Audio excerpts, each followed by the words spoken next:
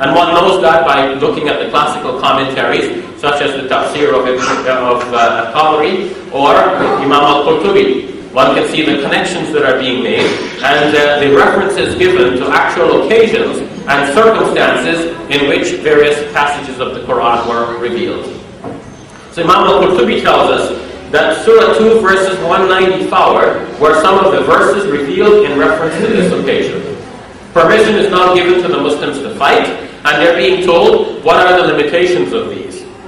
Verse number 190 says, وَقَاتِلُوا فِي سَبِيلِ اللَّهِ الَّذِينَ يُقَاتِلُونَكُمْ وَلَا تَعْتَدُوا إِنَّ اللَّهَ لَا يُحِبُّ الْمُعْتَدِينَ.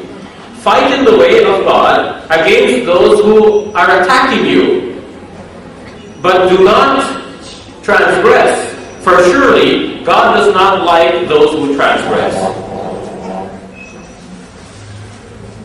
So permission is given to them to fight. Imam Al-Qurtubi says that the term that is used here for fighting in Arabic is qital. And qital in Arabic is on the verbal form that is known as fi'al, on that wazn. And that wazn, or that form, that measure of an Arabic word, introduces the idea of reciprocity, muqatala. Two entities doing it with each other. It's not one person doing it to another, but two entities doing it to each other. In other words, just like our English word fight is different from the word attack. Attack means one person doing it to another. Two persons fighting means two persons are fighting with each other or against each other. And similarly, Imam Al-Qurtubi says, and he wrote this a long time before 9/11, he wasn't an apologist for the present time trying to make Islam look good to others. He was just telling it like it is. He was saying that this word itself does not mean that Muslims go to attack others, but it means that Muslims can engage others in battle, can fight with others, because that is the verbal form of the word.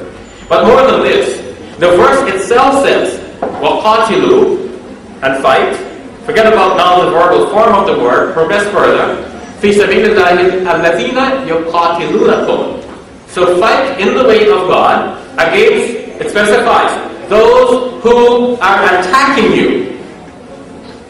Those who are fighting you. But of course, in putting it together, it has to be those who are attacking you, because if nobody is attacking you, there's nobody to fight. That's the point. And then it even goes further to say, وَلَا تَعْتَدُوا, but do not transgress. So you have limitations, because God does not like those who transgress. So we have limits. There are preconditions, and then there are limits to how we might engage in a battle with others. So now you see the entire situation before you. Now the Muslims go to war and they defend themselves. They are few, but God gives them victory. The non-Muslims are not happy with this state of affairs. They lose at Badr, but they decide to come back a year later at Uhud. They come back stronger. And this time, the Muslims appear to be winning, but then eventually, things come to a draw. It might be interpreted differently. Some people may say that the Muslims lost on this occasion. And the Quran assures the Muslims that these are situations that God brings about between people. Sometimes they win, sometimes you win. These are the days that we alternate between people, God is saying in the Quran. So sometimes they'll have it better, sometimes you'll have it better. You just have to be patient and let the plan of God unfold. But still, the non-Muslims are not happy with this, because even though they were pressing home a victory which they could not finally press home to its limits, they had to retreat. With whatever gains, they retreated. But they want to come back for more. They want to kill off the Muslims.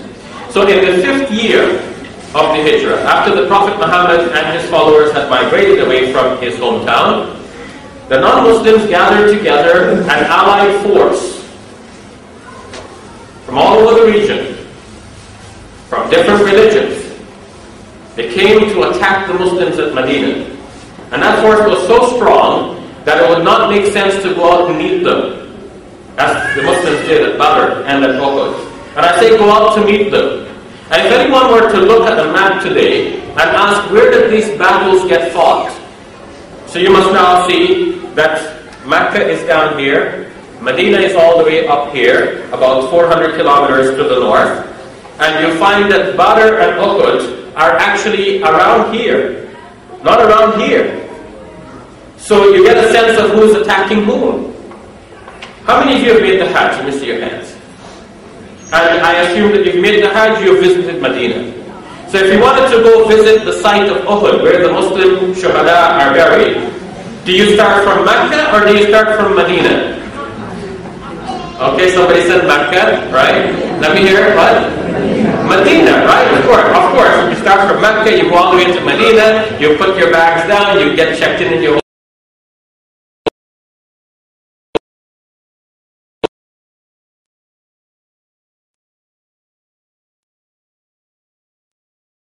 and you can buy a few beads and so on, do a little bit of shopping, and of course you see the location where the Battle of Uhud was fought.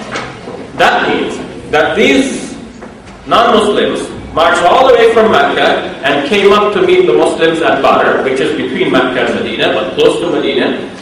They were not happy with that. Following year they came back to meet the Muslims at Uhud, which is near Medina.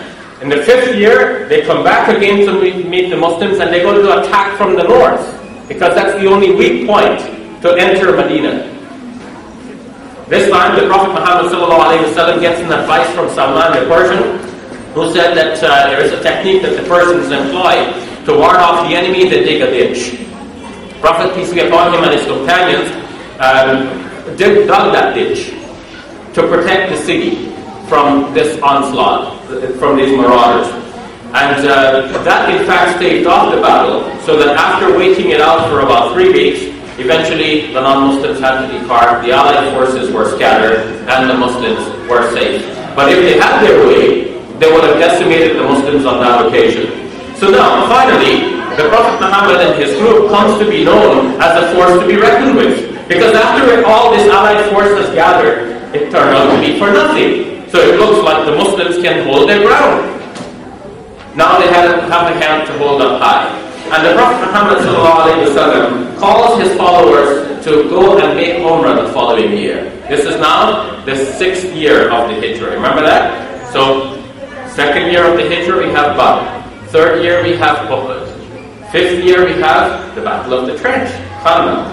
And then, now the 6th year, the Prophet ﷺ sets off to make Umrah. But he's prevented from making Umrah. Many of the